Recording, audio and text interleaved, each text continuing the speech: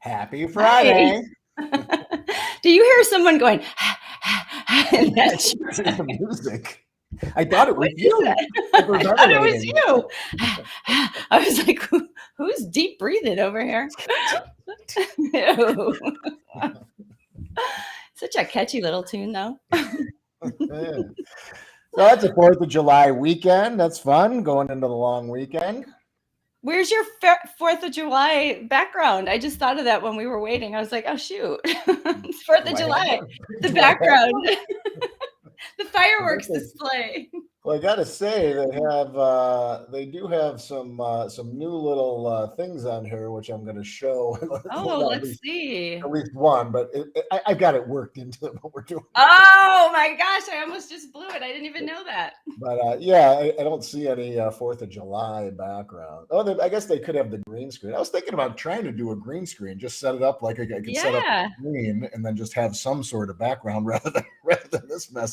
I always have to clean my desk off here because there's Oh, always like my bills and paperwork usually go right here before I file them. well, I have a big basket of laundry right behind me, so you can't see it. So I Thank can't get up. God nobody knows about it then. Hello. You know, No, see, it's on the chair. I'm yeah, blocking it. just standing still. I can't move. Hi. Yeah, Anyway, so long weekend coming up. yeah, yeah. So I got a call from some friends from where I used to work, and yeah, one of them has a beach house, and well, that's not a beach house. I think it's a lake house, but in Michigan, very close to the beach. So that's exciting. We're gonna Nice. three couples going down for the day and hanging out and going to the Is that beach and tomorrow? barbecue. Yeah, Tomorrow? yep. Very That's fun. exciting. Very exciting. One of them, their daughter is vegan, I believe. So Oh, I had been sending them recipes and stuff, and having them test stuff. I know she's yeah, she emailed and she was texting and she said she's like, we'll have some great food for you guys. I'm like, I can bring stuff, and she's like, great, here we go. okay, perfect. Bring your own stuff because that Yeah. makes me really nervous. Well, well, it's not even nerves. I understand when you're cooking not plant-based. Now you feel Right. like you have to cook two things Extra. rather than like, hey, I'll make a spread. It's like I got to make two spreads now and hope they like that food. So I made it easier. Yeah. I said I'll make I'll bring our main and a side that everyone can have and some snacks and whatever else. What are So. you bringing? Do you know? No, I thought I would make. Yeah, I'm really not sure for our main. I thought I might make a couple of sides, either the corn ribs, so make Oh, make the barbecue sauce and just bring yeah. those. Those are easy. I just don't know if she has a grill. I assume if we're grilling food, but I don't like to assume. But maybe the chipotle.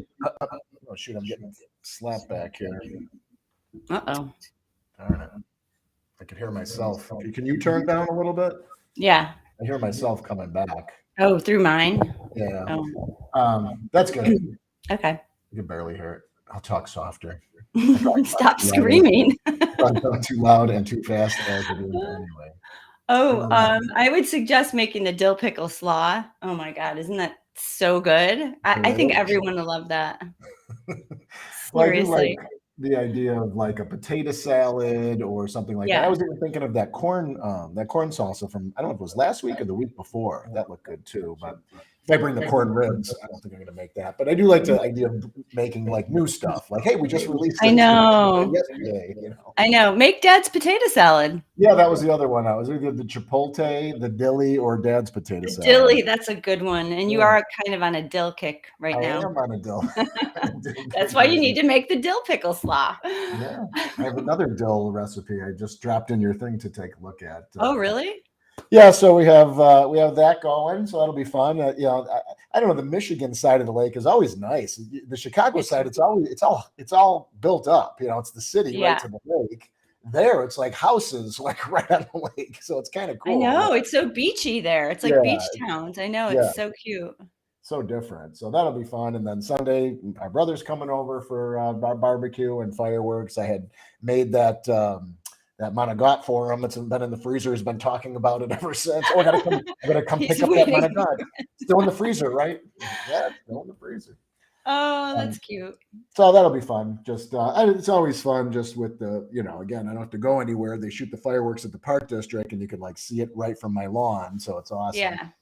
the neighbors this year, they set up a huge like pavilion tent over their Oh, driveway connected to their house. So I don't know if it's wow. just because it's may rain. I don't think it's going to rain, but Oh, I either way, hope I mean, not. this is the first year they have a party every year, and this is the You're, first year there's like a huge tent set up. So I'm you're like, wow, like blocking the fireworks. they must be they must be blowing it out this year. So we'll see. So, but it's fun.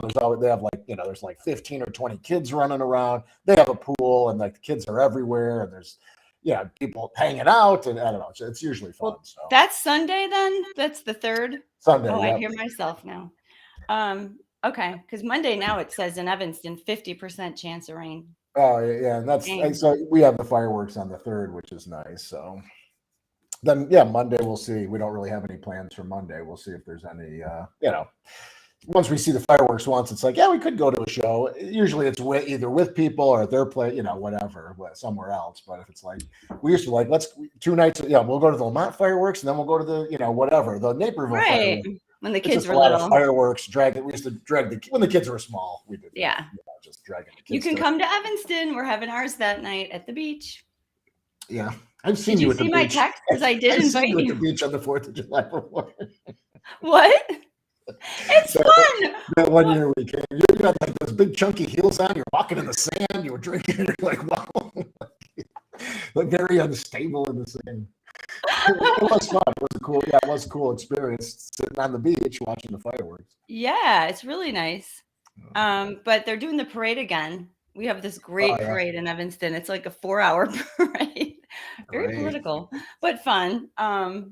Yeah, they're doing it this year. They stopped for the last couple of years. Right. And then fireworks at night at the beach. And then Sunday, we're going on Anthony's boat, Frank's nephew. I know, that'll be nice. Yeah, that's fun. He's got a really nice boat, and it's just so much fun to look at the skyline, from the water and just kind of like chill. So. Do they do the fireworks in Chicago on the 3rd or the 4th? I think they do it on the 3rd. If it's the 3rd, then you're going to get that fireworks show from the water, which I'm sure it's going to be a bit of a madhouse, but. But I don't think, no, we're probably not going to stay at night. We're going to go during the day. Yeah. Gotcha. But I think they do. They used to do it on the 3rd. Remember, we always used to go down for the 3rd. I mean, when I was like in my 20s, it was always like the thing to do. Yeah, I think we only went once into the city. I mean, not once into the city, but because the Taste of Chicago used to end on the 4th. Oh, that's right. That was the end. So I'd go to the Taste, but we never really go to the fireworks just because it's a madhouse. We went one. Yeah. Actually, me and my wife went 1 year. I've gone before with friends. Yeah, you're right. Whatever. When we were real young, I remember that. Yeah. But yeah, it's wall to wall people. It's like meet at the fountain, and then there's like 4 million people at the fountain. Just like that, you can't see anybody. I'm forgot about that. Yeah, it is a madhouse. Yeah, I don't even know. That lake is packed. I don't even know. I don't think they do the Taste anymore. I don't think I don't know if it's a thing or not. They used to be so much fun. I wonder. Because then, like Blues Fest, I believe used to be the month before. So like then they would leave all the tents up and stuff, and then they would do the 4th. So, like last month, Blues Fest, but I didn't even hear about it. It is a thing. It says June 9th. Oh, June 9th through the 12th, so it's over. The Taste. Oh wait. No, July 8th through the 10th, 2022. Yeah. Oh, okay. So they're doing it after. They're doing it next week. It's like 2 dates. June 11th, 8th. Okay, whatever. Yeah. So yeah, they don't do it I know they were talking about stopping it, and then I think it went to just the weekend or whatever it was. But I haven't really even heard of it. I mean, with COVID. I have a feeling you and I wouldn't be tasting much at the table. Right. Tasteless. The tasteless issue. The tasteless thing. You hear it's all vegan booths now. Oh yeah. Well, hopefully they'd have a couple, maybe 1 or 2. Yeah. And I'm going to the farmer's market, of course, tomorrow. And I just wanted to read. So Henry, this week, Henry is our CSA, our farmer. Mm-hmm. He says, don't miss these great for grilling vegetables for your 4th festivities. Zucchini, onions, including Walla Walla sweets, and Japanese eggplant. I'm so excited. Great. Our new favorite. Beets and carrots. So it says, first taste of summer. Just so everybody knows that these are in season. Henry says we're entering the first big flush of eggplants. So get a lot of them and make your favorite eggplant dishes. See recipes below. The plants take a long time to recover, blossom, and fruit again. Often the second flush doesn't come out till September. So enjoy the first tender-skinned sweet eggplants of the season now. I'm so excited. Tender skins. I'm going to be grilling those up for the 4th. Yes, that's what I'm going to make. Yummy. All right.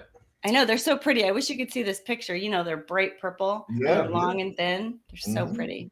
Yeah, I was just when I was at the store yesterday, I was looking at them and I was just like, I wanted to think of like something good to make, and I'm like, shoot, I wish I would have jotted something down because I did have a taste for them. I did make something with eggplant, but it wasn't the he has here roasted Japanese eggplant salad with pine nuts and capers.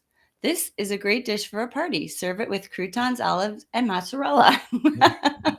Just had to throw that in. Okay, well, I'm playing around with that. I'm going to get a lot of those. Yum. I just love those. Okay. Anyway. So I don't know if so we had posted just about this weekend as if anyone is not a meal planner and you want to try the meal plan, we'll take a look at this. You ready for this? Ooh, a ticker tape. What is that? What is that called? A crawl. It's going a little fast though. With the July meal plan special, only $10 for 1 month. Use code 4th of July 2022. It's a little fast. I can't pause. Whoa, I'm dizzy. So I did post in the group as well. So if anyone wants to give it a try, it's just this weekend from now, well, from a couple hours ago till the 11:59 p.m. on July 4th. So just this weekend up to the 4th. It's $10 for the month if you want to give it a try. It's all inclusive. It's everything that we have.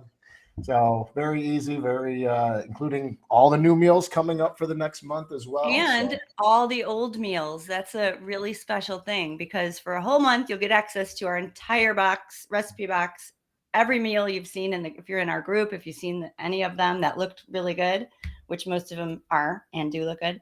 You can get all the recipes. So get in while the getting's good. While the getting's good. You can see the web address there. So it gives people an opportunity. I know a lot of people ask for the recipes in the group, and I know a lot of people see a lot of that food, and sometimes it's in the Kickstart. Like someone had asked about the broccoli mac and cheese, and she was starting the Kickstart. I looked it up, and I'm just it'll be in your Kickstart, just to let her know. But sometimes it's not in the Kickstart. It's only in the meal plan. Sometimes they are free. If it is a free recipe, I always go back and just post the recipe so people could see it. You can go to the website and see all if you're not subscribed, when you click on the recipes, you see all the free recipes. If you are subscribed, you see all the recipes in the recipe database. But just go and check it out if you want to see. There's also, if you go to the very bottom, there's a link for the blog. And in the blog is all the releases. So you can kind of go back and see every meal release that we've had since we started week after week after week, which is fun. Like just going through those and seeing that. I include like just the write-up for it and all that too. So I always forget about that. I never checked that. Mm-hmm. Speaking of the blog, I'm still working on my travelogue blog. Hey, it's a doozy. It takes a while to put all those photos. It's like I have all my photos. You should really just put that out. Actually, when we hang up with this, I'm going to work on that and hopefully post it later today. Now that I said it, I'm going to have to really make it happen. But I really keep thinking of new things. You know, what's really funny about like our memories is that like they really just kind of fade right away. I'm like, what did we do on Wednesday? What did we do on Thursday? And then I have to look back through my pictures. I'm like, oh yeah. And then it all comes back to me, you know, it's really interesting. So I just want to make it good and fun so it's readable, but it's getting really long. You know how I like to talk, so I'm trying to make it fun. But my little plant-based journey through Puerto Rico and all of our pictures. Well, not all of them, but a lot of them. I want to give it like a nice taste of Puerto Rico. Yeah. So that will be up in the blog soon. If not today, sometime this weekend. Good. Looking forward to that. I know. All righty, let's jump into the meal plan here. Let's see this. I hope my thing doesn't lock up. I have a lot of windows open. Even when I was trying to pull this up, like it took a long time. I'm like, computer. Oh, no. I know. I see something kind of like jumping around. There's our firecracker burger. This burger is so packed with flavor. So just take a look at everything going on there. First of all, it's a seitan burger, which I've been meaning to make. And I read Kim in our group said like her husband was wanting a seitan burger. I have been wanting a seitan burger too, because I just love the consistency. You know, sometimes you want a little bit more of like a chewy bite rather than a bean burger. It's a little hard, challenging to get a bean burger to have that meaty, chewy bite that I am looking for. We did it with tofu a little bit. Like I've made, I think, those sliders. Remember we had those sliders? Mhm. I mean, we never make things twice because we're cooking so much, but those were pretty good. But these, I mean, those are tasty, but I'm talking about the texture. Seitan just has such a great texture. So I thought, let's make a burger out of it. These are almost fancy enough to call seitan burgers. Well, you probably will when you serve them up next. My firecracker seitan burgers. Just look at that juicy burger. I know. I was gonna say it almost looks like a Wendy's double juicy or whatever they call it. Like, you can see it glistening. It's glistening, all right. Fresh off the grill.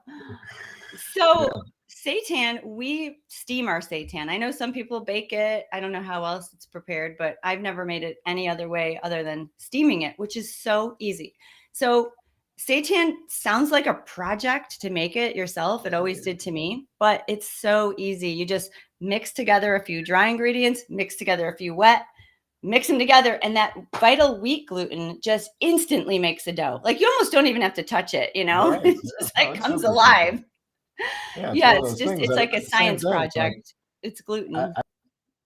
I was kind of a little standoffish first because you always think it's just like making bread or anything else. It's like, oh, it's a big project, you know, like because we leave with the sausages, right? Like, isn't that where we started with the loaf? We did start with the loaf, yeah. But it just seems like, oh, then you got to mix it and make a loaf and then put it in the steamer and then, you know, like you got to knead it. And it's not. Right. I'm the queen of not wanting to do things that are difficult like that. That's seemingly difficult. I just, you know, I never even made a veggie burger for like the first 5 years I ate this way. I was like, that's way too much work. No, right. And it's not. Yeah. It's just.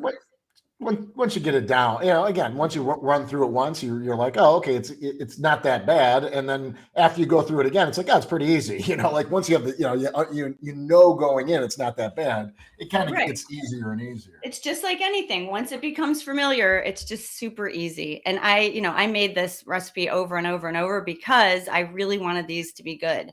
And that's just what we do. It's like, okay, they're okay. And you have to get the mix of the spices down. You know, so it's like you can't really tell because you can't really taste the raw dough. It just doesn't taste good until it's cooked. So, yeah, these were like in the works for a while.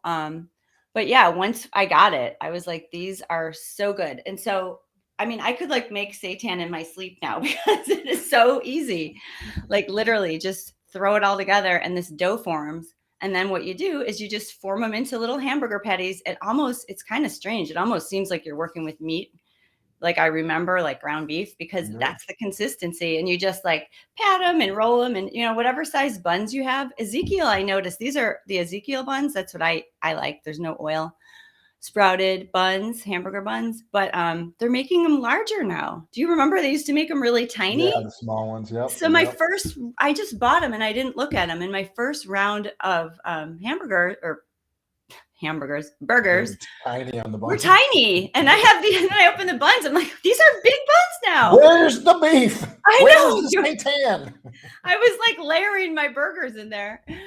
But yeah, it's nice. They're nice and big now. So my next batch I made even bigger and worked out really nicely. So then all you do is you wrap them, just take little pieces of foil, just rip off like 12 pieces and you put it in there and just quickly wrap them up. Just, eat just quickly. You don't have to be perfect about it. And just kind of seal them. And they all fit. Like I made 12 of them. They all fit in my steamer. And I just have an average size steamer basket. And then you steam them for 30 minutes. It's like 30 or 35 minutes is perfect. And then you just open one and press on it and it will be plump and juicy and firm. It's really cool. And then they're really good if you put them in the fridge and you just give them a chance to kind of, not that they're marinating, but something happens in there and they just come out really good like the next day. And then you just toss them on the grill because you want to heat them up, but it's just kind of nice. If you're grilling other things, just make the nice grill marks and heat them through. They're already cooked. You just want to heat them up. It's kind of nice to throw them on the grill and then, build your burgers. Right. You don't want to leave them on long. No. They are cooked. They're steamed already. They just need to, right. You want that kind of little bit of a grill taste to them. But yeah, don't overdo them. Don't get them well done. They're already cooked, right? And, okay, so think about this. All right, this yum yum sauce. This was Phil's idea. What a great idea. Well, it was Kim's idea originally. That's what she said. Yeah, I didn't. That's why I got it on the list when I saw that, because I've heard of that so many times. Yeah. And like I said, I don't remember ever ordering it or anything like that. Well, I was thinking of doing like a ketchup mayo mix, because isn't that what like the special sauce is on like a Big Mac or whatever, or Thousand Island and ketchup or something. Yeah, but I like the taste of that. But this is really, really good. It's just so like tangy and creamy and tiny bit sweet, a tiny bit spicy, but not hot. It's just got a lot going on, and it's yum yum. It just adds so much flavor. I mean, you could also just make them with ketchup and mustard, whatever you want to do. But this sauce just makes them special. It makes them special and different. It's really good. And then this dill pickle slaw. Oh my gosh, it is so crunchy. I love pickles, and especially like garlic dill pickles. And sometimes they're just kind of clunky on a burger. It's like you have to cut the spears in half or I don't like the little, I don't know. I don't cut them in circles, but this slaw, if you let it marinate for a while, it's a little bit garlicky, and then you make the cucumbers super, super thin. I just used a knife, but just cut them really thin and chill it, and it marinates. Like, do it the day before for sure. And then it has that dilly flavor from the fresh dill. When you open it the next day, it's like dill pickles. It's so good. And then I put it on the bottom here for the photo, but really the way I ate it was I threw it on top and it was spilling out and I was putting more on. Oh my God, it's so good. Yum. It is fantastic. I think everyone's going to love this burger. I mean, the combination of all that going on. And the burger is a little bit smoky. I like the smoky flavors in the burger. It just balances so well with that creamy, sweet yum yum sauce and then that dill. All right. Enough. You can say something about it. Delicious. What she said. Delicious. What she said. Well, I want one now, and I've been eating them for 3 weeks. I mean, it is nice to have an alternative because, if I have people over, a lot of times that's the first thing. It's like, is it a bean burger? I get that a lot. Just like, no, it's not a bean burger. But like having something different, even like the soy curls, like when I use those, it's like, just try them. It's not meat. It's not tofu. Well, I tell them it's not tofu, like tofu. I always tell people, just try it. But like that inevitably comes up. Like, is it a veggie burger or a bean burger? And everyone always makes the face. Is that a bean burger? Oh my God. Just try whatever it is. But it is good to have some alternatives. And like my wife always liked mayonnaise on her burger. I was never a big mayonnaise guy on burgers. I did have whatever, of course, when I was a kid, whatever McDonald's put on their burger or whatever Burger King. I don't even know if Burger King has a sauce. I think it is a mayonnaise-based sauce. Yeah, like I liked that kind of sauce, but when I make my own burger, I usually just put ketchup and mustard. And my wife doesn't like yellow mustard. John, Me too. Oh, I like it exactly the way she likes it. Yeah, but like this offers that. It's like she likes this kind of sauce. It's like, it's not just ketchup and yellow mustard. It's like a different kind of sauce, like a kind of a mayonnaise-based sauce. So, yeah, very good. And yeah, I love pickles as well. And it's funny you should say that because we just had burgers. I think it was last week. And I love pickles. I eat pickle and onion. Like that's how I like mine. Me too. Raw onion and pickle on my burger, and then mayonnaise and mustard, ketchup and mustard. But I have my homemade pickles, of course. But I cut them almost all into spears. So I saw that. On the burger. Now I'm trying to slice those into slices. That's what I'm talking about. Spears across the board. It's just awkward, and it doesn't look nice for a party. Like I love dill kosher. Wait, what are they called? Not kosher. Is that what they're called? Wait, what are the kind that I like? It's just dill pickle. Like, Clausen dill pickles. That's it. That's the because Mom always used to buy those, and so I love those. And those are the ones that are in the refrigerated section, and I remember that commercial.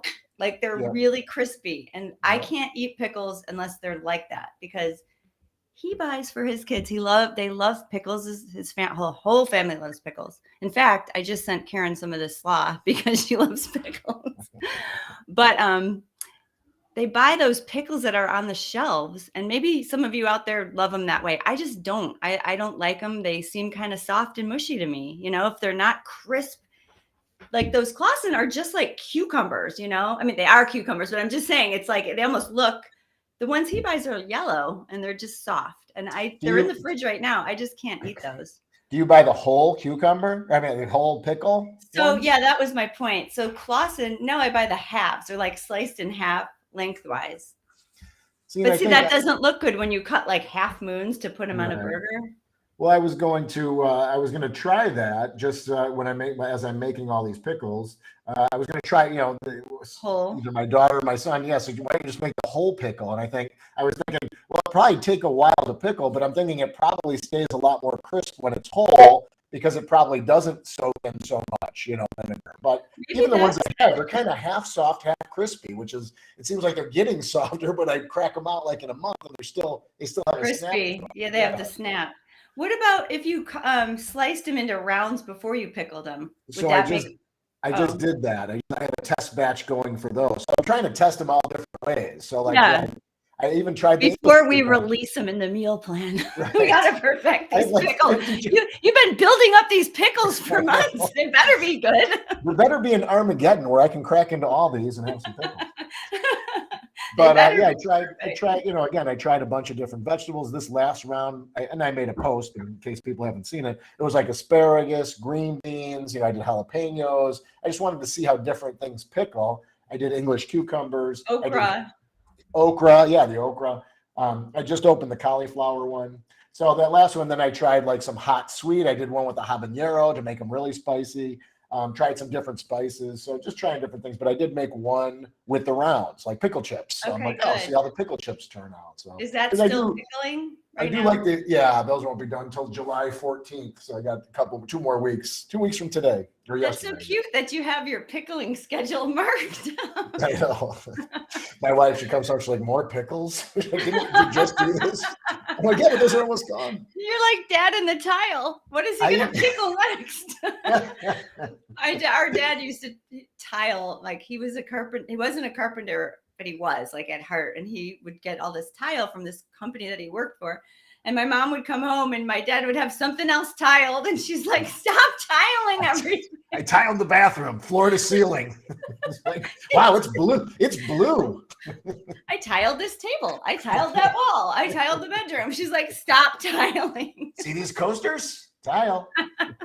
Like everything was tile. I remember coming home and he knocked a hole in that wall. Remember? He built the wall. First, he built like this half wall. So we had a dining room, kitchen, like big open, not big, but like an open space. And then he just built a half wall. And he's like, okay. One day he built a wall and now it's like divided. Then I came home maybe a couple years later. There's a giant hole in the wall. I go put a window in the wall. And then he has bars. And he put like wooden bars. They were posts. What were they? We barred off the living room. Very, very touchy, very tumultuous room. He probably whittled those posts. He had a big wood shop down there. He was infamous for repurposing. I gotta say, he was like the original recycler because he would repurpose. He would take any piece of furniture and deconstruct it down to the nuts and bolts. I still have drawers of nuts and bolts that Dad collected over the years in my garage. Just big, huge. He was so frugal too. Like he didn't waste anything. Yeah, everything popped back up. He wore all those clothes with old clothes stains. Mom would be like, Frank, buy a new shirt. on top of it, he was colorblind, so it'd be like a mauve shirt with like a big glue stain. And then I could just hear him going, Mom saying that, him going, what stains? He didn't see them. Oh, what stains? No one can see that. We'd have two different color socks on. He's like, what? They're blue. It's like, no, one's pink and one's blue.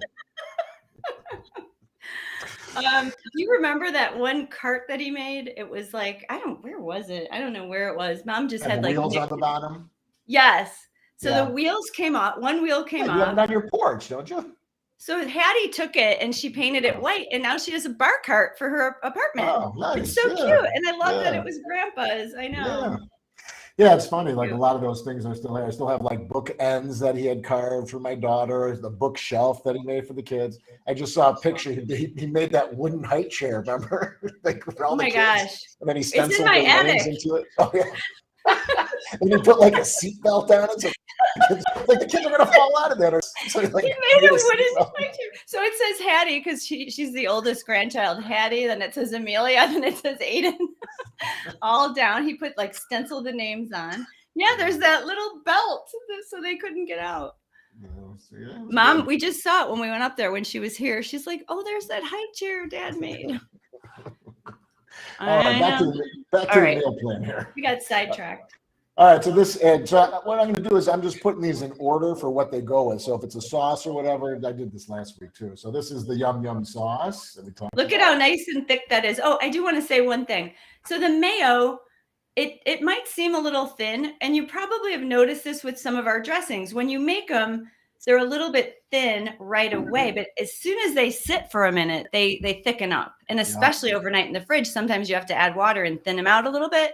So don't be afraid that the mayo seems a little thin, and it will seem thin. If you just follow the recipe to a T, it's not going to look like that, the mayo. And then if you make the ketchup, hopefully you will, because the ketchup's really good. You're going to have a little bit of leftover mayo, just a little bit, because you're using 1 cup of the mayo in the recipe, in the Yum Yum sauce. And then you're making the ketchup, but you're only using 2 tablespoons. But it's nice to have the ketchup for the weekend, for the 4th, if you're making other things, or it's really nice. It even lasts longer than a week. Mine's been in there a while, and I've been eating it on everything. So it's good. Yeah, it stays good. A lot of this stuff does. Again, we try to err on the side of caution here. I don't want anyone getting sick and being like, hey, you said it was going to last. Yeah, exactly. It's moldy, and I hate that ketchup. Your nose knows. Yeah, my daughter does every single thing. Does this smell okay? It's just like, smell it. Say, I don't know what it's supposed to smell like. I don't know either. Like she has me smelling things that I don't even eat. I feel like without animal products, I feel like we're fine. If it smells bad, it's going to turn. Of course, bacteria is going to get in there, but like I don't think you're going to really get sick. I think it's just going to not taste good. It's going to taste sour. I mean, I don't know. But if you do, it's on you, not us. We have the disclaimer in the bottom of it. Buyer beware, eater beware. So, we try to say that just, the sauces, and it's not like we're making turn though. They do turn. We're not making gallons of it. Usually with whatever meal you're having, most of it's probably gone. You eat it in a couple more days and you're fine. I wouldn't make things I wouldn't make like 4 recipes of a dressing just so I have it for the next month. I make 1 recipe, maybe 2 if I'm having a dinner party or something and I want some left over, but but that ketchup is just nice to have in the fridge. And like we always say, any of these sauces, I mean, put that Yum Yum sauce, you could put it in noodles even. I mean, just play around with this stuff if you have leftovers. It's just, it kind of all works together. It really does. Well, I got to say, like, that's a saving grace when I am hungry. And it's just like, oh, what are we going to have? Like, I didn't plan. And some days just get away from you. Like the other day got away from me. I had calls. We were working on stuff, and it was just like, oh, it's 4:00. I was supposed to go to the store at like 1. And I was like, oh, I can't get there now. And it's like, what are we going to have? And it's like, oh, here's the sauce from the other day. Awesome. I have some crumbles in the freezer. It's like just quickly. Like I would easily get some beefy crumbles, put it on a tortilla, cut up some onions and some lettuce, and throw some Yum Yum sauce on it. I got a beefy burrito or whatever. It's delicious. Yeah. And I just made, we had some smoked tofu in the fridge. Sometimes, that smoked tofu. Yeah. I just made a sandwich. I put the Yum Yum sauce. I put the coleslaw. I put whatever I had in there. I think I even put some mustard on, some Dijon. It's all good. It's so nice to have these little things in the fridge to eat all week. Yeah. So anyway, with that sauce, it's going to thicken up, and it will look like that when it's ready. So don't worry about anything looking a little too thin.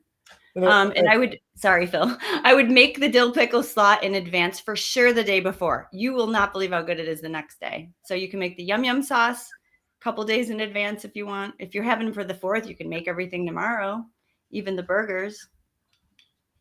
I was gonna say a lot of the sauces and dressings kind of thicken up. I know the cashew cream does, because usually usually I'm making it right then to use, and then I'll put it in the fridge. And I notice the next day it's like scoopable with the spoon, where one day it might be drizzly, and then the next day it's kind of scoopable. So most of the sauces get a little thicker, which the sour cream I like thick for sure. But Yeah. yeah, the dressing, sometimes I'll just put a little blast of water in there and reshake it, and then get it to the consistency I want. Sometimes I'll alter if I use too much water, but I usually don't have to. Usually the dressings are a lot thinner than like a sauce might be, but a lot of them thicken up. That one will thicken up nicely, and it'll be perfect for putting on your burger. Spreadable. And then the slaw. Ooh, yummy. Look at that. And slice that cabbage really thin, and also those cucumbers, because they're just like slivers almost. So good. Crunchy. The corn ribs. Whoa. So yeah, these are, and I'm sure people have seen these. I just saw them somewhere. So it's like, I mean, there's nothing to them except for cutting the corn, and we'll go into that in a second. But, yeah, the idea was to come up with I mean, I've been playing around with barbecue sauces and whatnot, and occasionally I'll get that, and a lot of times I'll get like mango habanero, or something with like a sweet and spicy. But just the peaches and mangoes together, I'm like, I'll make one or the other. And then when I got them, I'm like, they're probably good together. Like, I'll make them both. But yeah, just a little bit different barbecue sauce. It's not super, not super smoky, not super heavy. Just kind of that a little bit lighter, a little bit sweeter sauce. There's no thickening agent. I think the natural thickness of the fruit kind of is what kind of holds that together. You can thin this up with water. I know it does have more to it when you're done. It is thicker, which sometimes I like when I'm trying to hold it onto things. But you can always thin it up if you want to. You want to be able to dip into it or pour into it. But yeah, the corn ribs are really easy and really really good. It was just a fun thing with that new sauce. You could put the sweet and sassy barbecue sauce on there too, or any barbecue sauce you want. It doesn't matter. Oh my gosh. Okay, so I was just looking at the meal prep, and I completely forgot to add the corn ribs, because I always go over my notes from here when we do the live, just so I remember. Oh dear. Oh boy. Gosh. Well, how did I forget it? Well, but it's in the meal plan. It just doesn't have the prep. But I mean, what prep is it? Just the sauce, I guess. Yeah. Just to make the sauce early, but I really wanted to talk about cutting these corn ribs. Right. Oh well, I hope you're watching meal planners, because this is kind of important. Shoot, I forgot it. I don't know. I guess because we had 4, and I just thought I did the 3, and okay, whatever. Yeah. So this was Phil's idea, and I thought I didn't quite get the rib part. I don't know why. I was just thinking, because I cut corn off. We show the text. That would be funny. I know. I was so clueless. But I cut corn off the cob all the time because I love fresh corn. So I was just thinking, I wasn't really thinking corn rib. I wasn't thinking of the word rib. I haven't had a rib in 10, 12 years. So I was thinking cutting it off. And then I thought, this is really interesting. When I was at the farmer's market, there's a new vendor there, and he makes all these salsas, and he, had all these samples. So I was trying them, and he said, oh, you can make corn ribs. And even when he told me this, like 3 weeks ago, I was like, corn ribs. Oh, so you cut the corn off the cob. And I was like, that's interesting. He goes, it actually curls up. And I couldn't envision, like, why would it curl up? You're just cutting the corn off the cob. Okay. And so even with this picture, I mean, I don't know, you can't really tell. But when I was talking to Phil, so Phil wrote up the original recipe after he tested them. Then I took it to test. And the way he worded it, I still didn't get it. And he said, like, stand them up and cut it straight down. It said cut it lengthwise down the middle. Cut it lengthwise. And I was like, wait. And I wrote, like, you don't mean cut the cob, do you? Like, haha. And he's like, yeah. I'm like, what? He goes, yeah, it's a corn rib. I was like, oh, I didn't get the rib part. I don't know what I was thinking. But anyway, you take the corn and you cut it. I was just going to try to find something to show you it. If this is the corn cob, you actually slice it down the middle, and then you take each piece and slice that. So you're quartering it. But that's really dangerous. So this is tricky. That's why I just put mine on the cutting board, and I start with the knife kind of on an angle, and then I just work the knife down through the cob, as opposed to trying to cut the whole thing at once. Wait, do that again. I missed what you did. So like if let's say my arm is the cob, I angle the knife. So I cut the end off. So it has Do you have it horizontally? Yeah, so it's laying on the cutting board. So this arm's Uh-huh. the cutting board, this arm's the corn cob. Okay. I cut the end off, so it's a flat end, and then I Yeah. just put the knife, dead center on the cob, and then I just put my weight onto starting at the bottom, and then I just press down, go through it Oh, lengthwise. you like are a that. lot stronger than I am because that was hard. It wasn't easy, but it wasn't. I mean, it wasn't like I was like.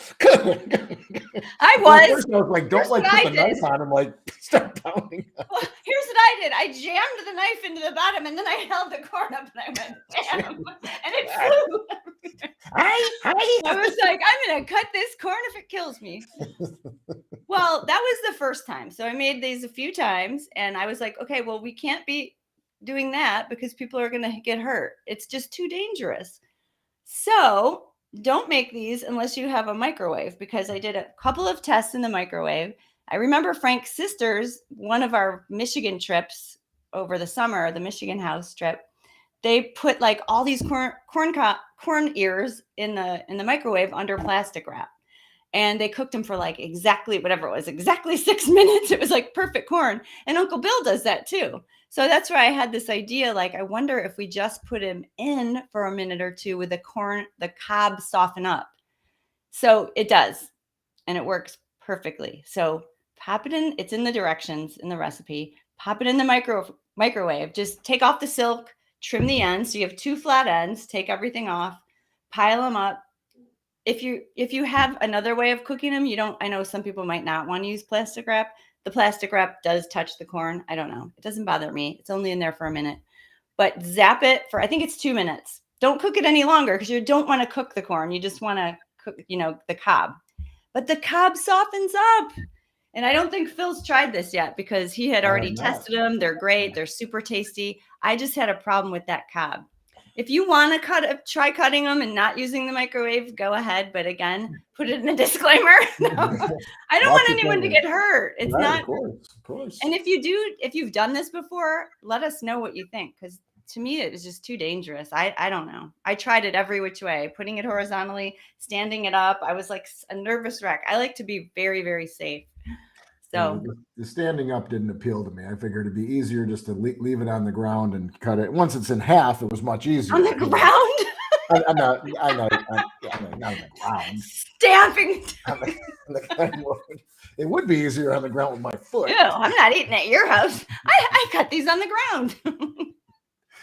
But yeah, they came out good. It was just, and this could be eaten as an appetizer. It could be eaten as a side. You could eat it as a main, but again, it's corn. Like you're not going to fill up on these things. But yeah, they were fun. Like the whole family, like we all loved them. They dug into them. Everyone loved them because that barbecue sauce just clings to them, and you baste them. They cook for 30 minutes on a hot grill, and they don't stick or anything. You just turn them with your little tongs. And they smell so good, and they brown up really nicely. They got a little burned on one end there, like mine did too. I know, but they're like ribs. They curl up, and we're all gnawing the corn up. It's so fun. I know. Everybody loved them. Charred, like roasted corn, like with the charred pieces or whatever. Yeah, I do like it that way. I was like getting all those little bits off. I do too. Oh, we demolished them. Yeah, they're good. So really good. And again, one corn cob is 4. So it's like, you have a couple and it's like a half ear of corn rather than a full ear. I mean, not that it matters, it's corn, but I'm saying like you think like you're eating more than you actually are. 4 of them seems like a lot, but it's only 1 ear of corn that I would normally have with a burger or whatever anyway. Right, yeah, that's really, true. Really good, really easy. Just got to baste them and flip them. And they curl nicely like that, so you can flip them right over. They're not going to fall through the grates. You could even make our sweet and sassy barbecue sauce. Right. Yeah. Work with either. Mm-hmm. Delish. There's the sauce. So make sure that the mangoes and peaches are really, really ripe. That's the one thing because you won't be able to taste them unless they are. You want them nice and sweet and juicy and ripe for this. They break down a little easier when they're ripe as well. As opposed to because it just has a slight fruity taste. I mean, it's really mostly smoky barbecue, and it just adds the sweetness, but you can taste them if they're ripe enough.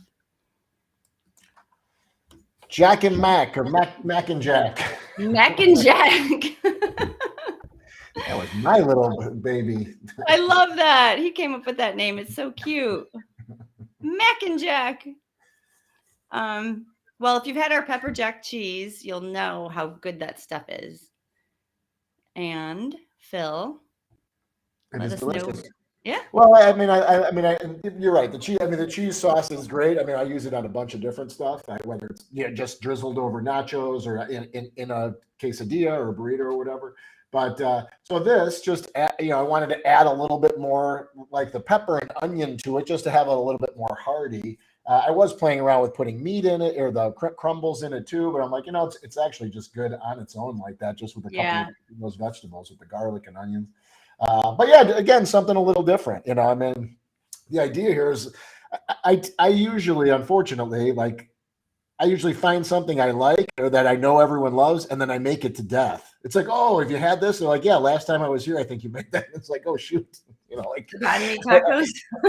So I like to have some options. So I know it's like, oh, no one's had this yet, like the different kind of mac and cheese. And that's just one of those things that like everyone loves. This isn't super spicy unless you want it to be. If you cut all the seeds and spines out of the jalapenos, they're really not hot at all once you get they're cooked and you mix it with the mac and cheese and everything.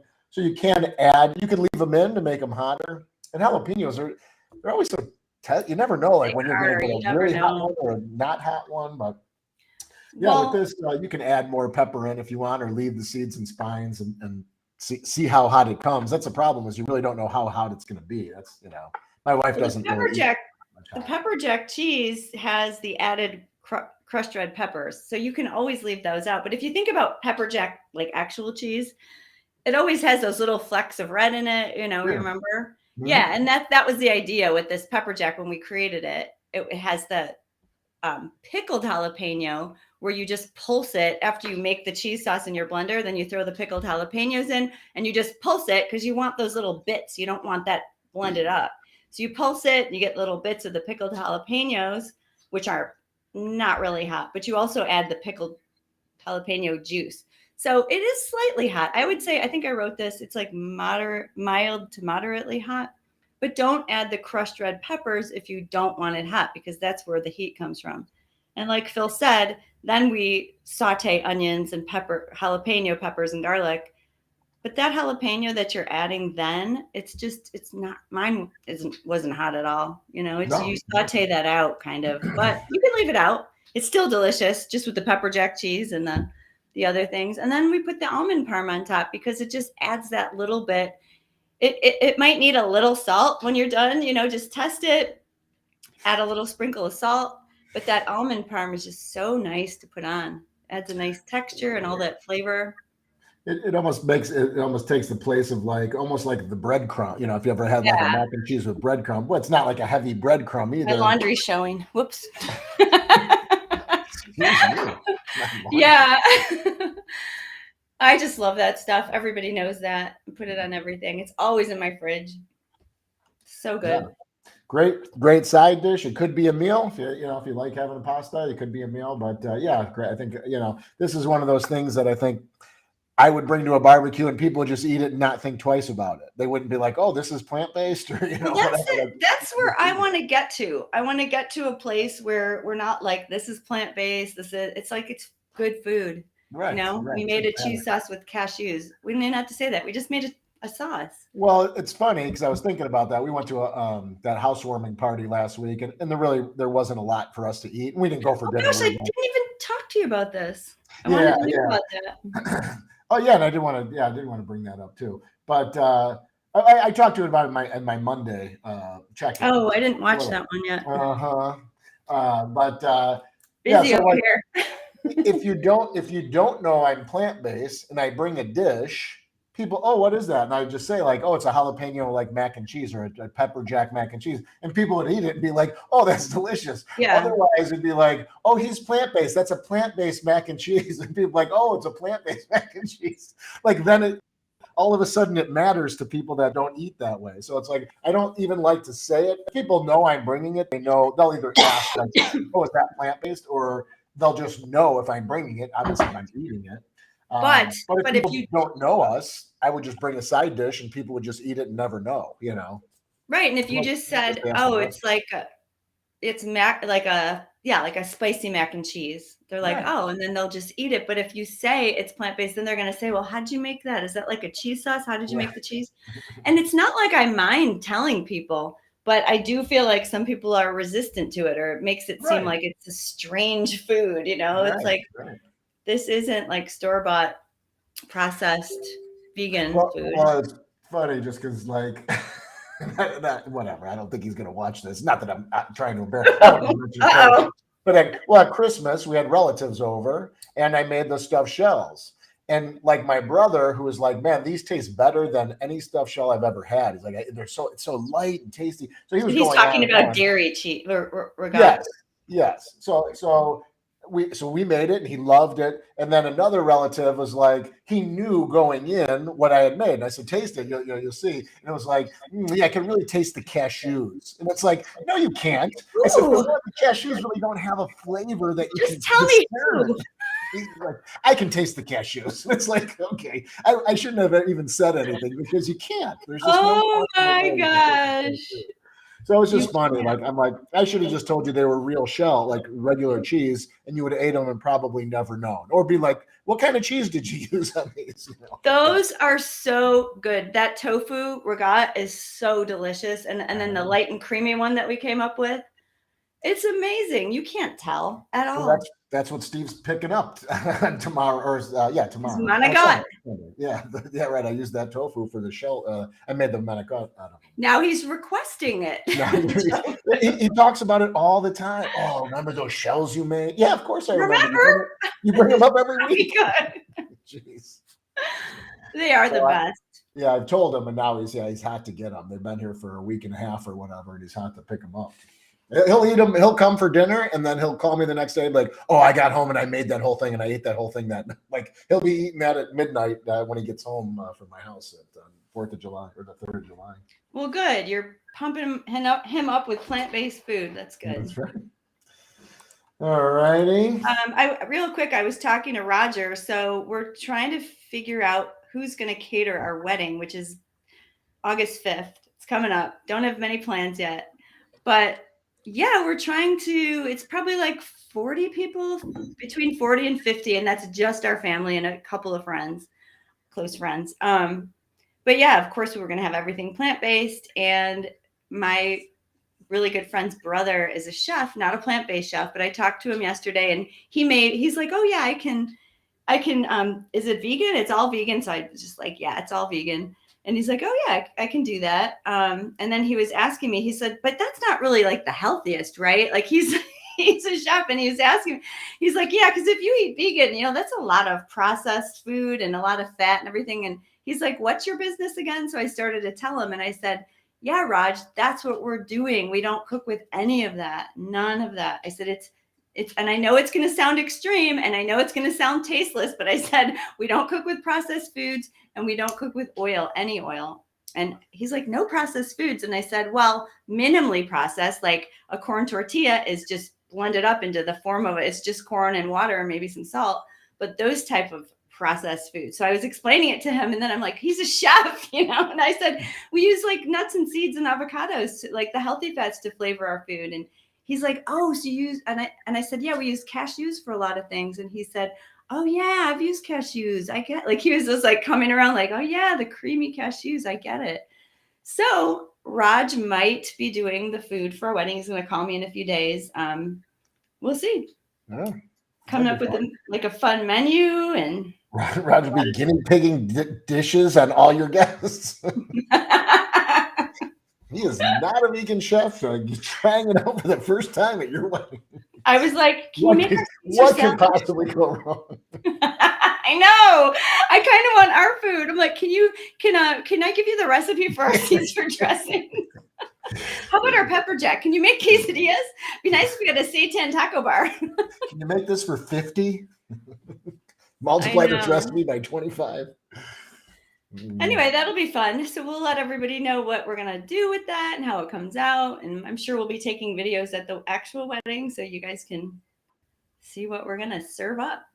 Maybe I'll do a quick live from the wedding. That'd be fun. Live from Judy's wedding. Live from Judy's beach wedding. We hope. We hope it doesn't rain. We'll see. Very small wedding. Very, very casual wedding. Small and cash. Okay. What's next? Salad. Sugar snap pea salad. Sugar snap peas. Okay. So I don't know if anybody's shopping at their farmers markets, but mine is full of sugar snap peas right now and radishes. So we had to figure out something to do with all those sugar snap peas, which we just eat them. Like I bring them home, I wash them. I'm sure I'll get some tomorrow in our CSA box. And then we just eat them because they're so crispy, crunchy, and sweet. You know, just eat them like candy. And but I did want to do something different with them. So I sometimes go through my old cookbooks for inspiration. And I saw this salad. If anybody knows the Smitten Kitchen cookbook, Deb Perlman, before I went plant-based, I used to make a lot of her recipes because she just makes everything. And I still have all these old cookbooks. So I just try to, you know, make plant-based versions of all these old recipe book or cookbooks that I have recipes from.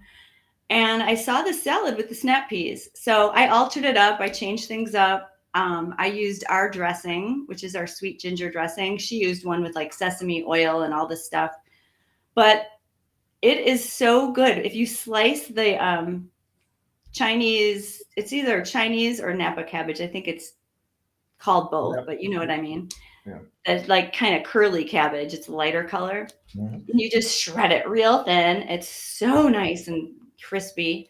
And then radishes. I'm not the biggest radish fan, but here's the key. When you julienne them and cut them up really thin like that, even thinner than matchsticks, it's just really nice. And sometimes I think like a light bulb goes off like, oh, that's what you're supposed to do with radishes. Because I do not like biting in. Remember mom used to slice them up? Oh, radish. Yeah, or slices. Here, have a radish. It's like, ow, that burns my mouth and it's burning my stomach. Do I have to? Do I have to, Mom? You can chase it. You can chase it with a slice of jicama if it's too spicy. So that's my only idea of radishes. We're like eating these big pink things and like getting a stomach ache. And I'm like, I don't know. Whenever they're in my farmer's market CSA box, I'm always like, oh, radishes. What do I do with these things? So I try to cut them up and serve them on the side of, you know, whatever we're having, burgers, and just have maybe a bite of radish. And nobody eats them. They just sit there. And then I have forced myself to eat them. I get a stomach ache and I'm just like, radishes. So don't fear the radishes in this, because here was my light bulb moment. Oh, julienne them. Thank you, Deb Perlman. Now I know what to do with radishes. So I have a little, in our culinary school on our site, you can see me using the knife to do a lot of different cuts on there. If you've never checked it out, go in and check it out, because julienne, it's so easy. So you just, you know, you slice them really thinly and then you flip it over and slice the other way and you have these tiny little strips. And that just gives it like a delicate sprinkling. And radishes are like peppery and a little spicy, but you're not biting into a whole radish. You're just getting a little dose of that. And then like somebody in the group mentioned this today. She's new to plant-based eating. She made the crispy tofu salad, which is, this is very similar to. Oh, good. Kim's here. Hi, Kim. Glad I caught part of you live. Just finished teacher PD. Aw, yay. We were talking about you earlier in the yum yum sauce.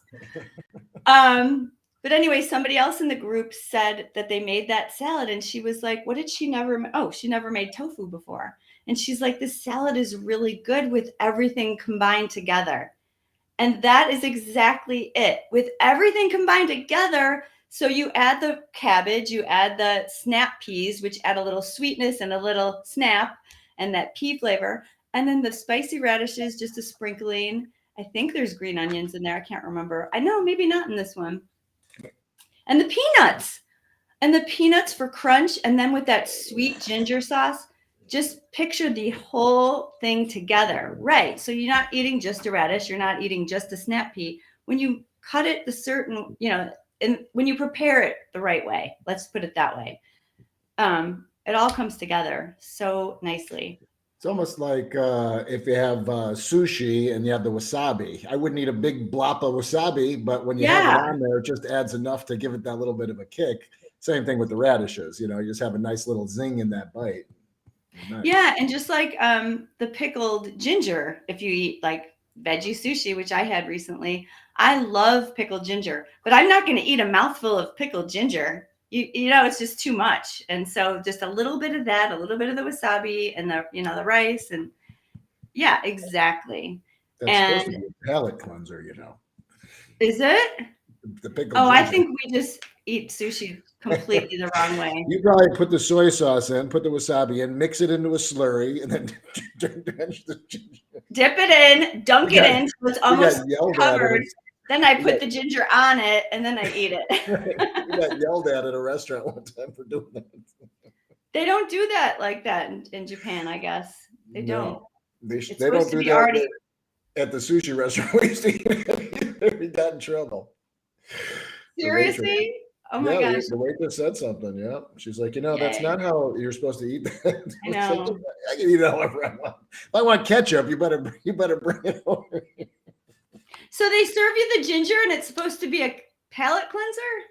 Yeah, so like between bites, you're supposed to have the ginger to kind of cleanse your palate. Oh, did you ever try putting it on the sushi? It's still. Oh yeah, but I also eat it by itself too. I mean, yeah, I me love too. it. I mean, I love ginger and a lot of Yeah, but how much of that can you eat by itself? Well, You yeah, couldn't I mean, just open a ginger and start eating it. Yeah, no, I wouldn't make a meal Maybe out you of it. would. A couple slices, I would. Whatever they give me on my plate is gone. Like I'll eat the whole. If it's a pile, I'll still eat that little pile. But they don't. It's not like you give you a ton anyway. You know. Yeah, Kim just said, I don't have radishes. Was thinking of making it with carrots. That would be great. Kim, just julienne the carrots, just like you see in the photo there. That's what I would do. I would make them, really tiny, tiny little slivers. I think that would be really nice instead of chunks. I think that would be great. And you're just adding, another layer of crunch. But this is so nice and crunchy. And I like putting it in the fridge. And even the next day, like keeping the dressing separate and having it get really nice and crisp. I'm really into like really cold, crisp salads lately. So good in the fridge. But this one, especially because it's so nice and crunchy with that cabbage. Yum. And then, the snap peas. I didn't try this without blanching them, but like I said, I eat them raw. So the next time I make this, I'm going to try. Frank suggested this. He's like, why did you cook them a little bit?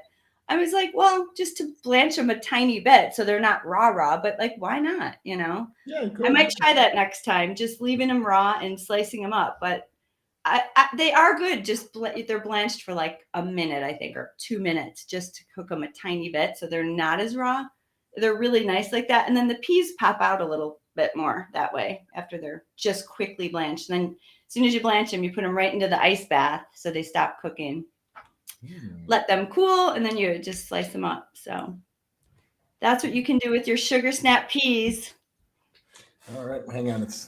I'm gonna stop sharing there. I want to say hello to Paisley Pie. Oh, pup! She was scratching at my legs. It's time for little pup. She's gonna go get lunch.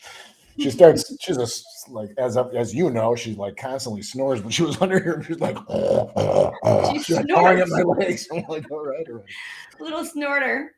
I pick her up. She's content. She's definitely a lap dog, man.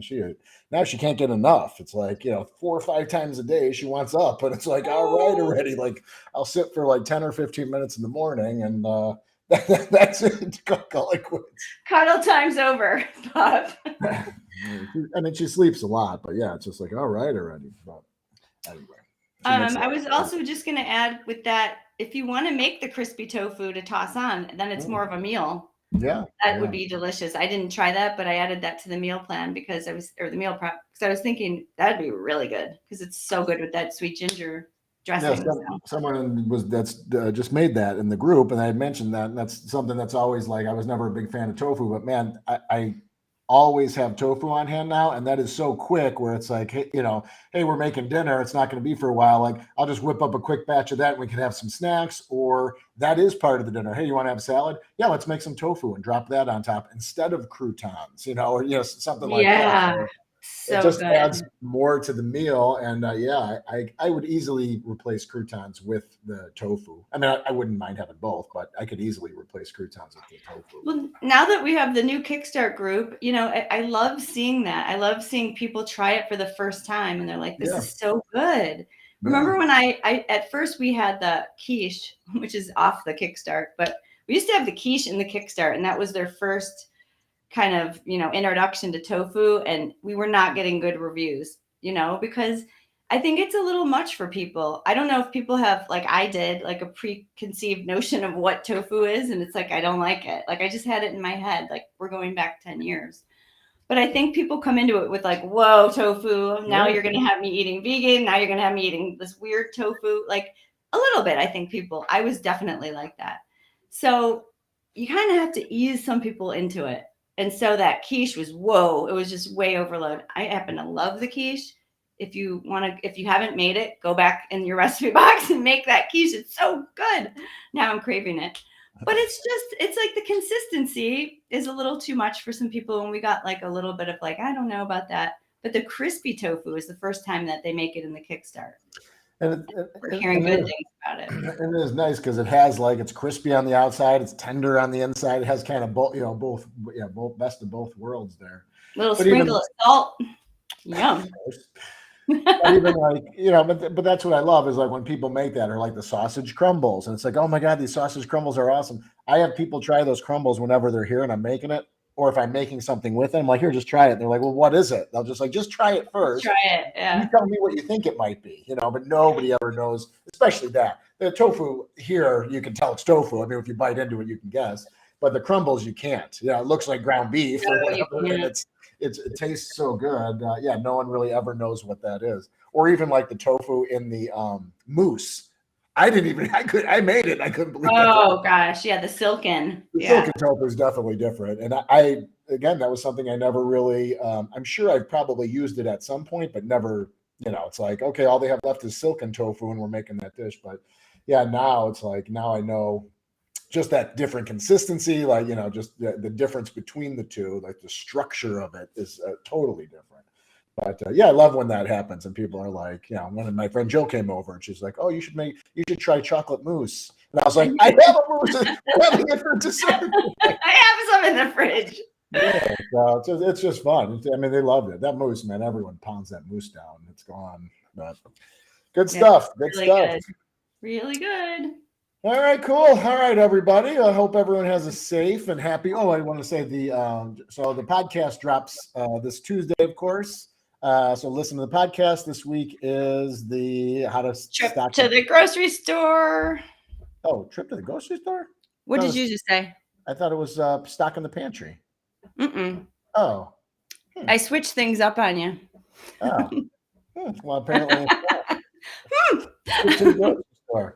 Oh, that's right. We talk about. Right. Yeah, you're right. Yeah, because we did talk about it. Yeah. What am I? Yeah, so we talk about just shopping this way, and it's like it's like food labels. We get into food labels because there's a lot to learn. I mean, I don't know. I just find all this stuff fascinating, like the marketing of food, like when it screams out healthy, or they have all these kind of tricky buzzwords that they use that aren't what you think. So we break it down, like all the packaging to make it clear, and just how you want to spend most of your time in the produce aisle anyway. But how they always say shop the perimeter, but not necessarily for us, like the produce aisle, but then you want to be in like the beans aisle, the grains, the dried bean, so we kind of break down everything, and it's really informative. It's a good one. Well, reading labels, I mean, that's something I never used to do. I never really looked at anything before I went plant-based, and you really have to. It's happened twice now this week where my wife picked something up yesterday, and it's just like, here, and I look,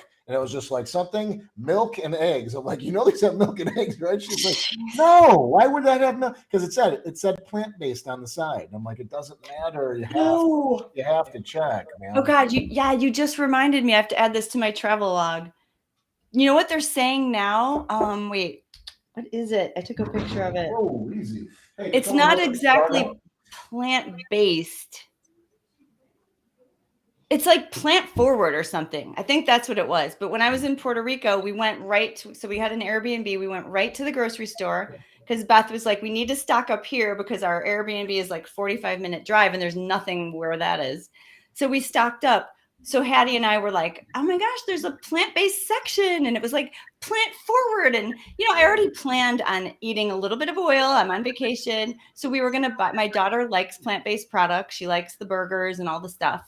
So I bought, it was like, like lunch meat, almost like plant forward lunch meat. And I thought, oh, that'd be good. We bought like avocados to put on it and all the stuff for sandwiches. And I get back and I did not read the label because it was in the thing. I'm thinking it's all plant-based. I did not read the label. I got back. I was going to make a sandwich like the next day. Because I always read labels. I don't know why I didn't read it in the grocery store. I turned it over, same thing. It was like milk and eggs, whatever it was. I was like, wait a minute. And I flipped it back over. Plant forward. I was like, forward. Plant forward. Even after my wife bought her, same thing. It's like, I'm just going to double check just to make sure. Like I always have to just double check just to see because they sneak.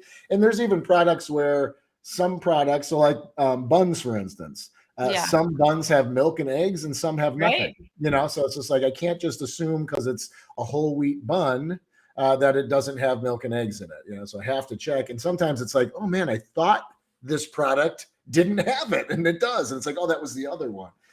Well, also we break down how to read those labels, like ingredient labels and nutrition labels. And I know everybody knows what the nutrition label looks like, the percentages but do you actually know how to read a label? I learned this in my plant-based nutrition class. I didn't really know. I was always concerned about the calories and the fat, and then you need to know, like, that's per serving. I think most people know that.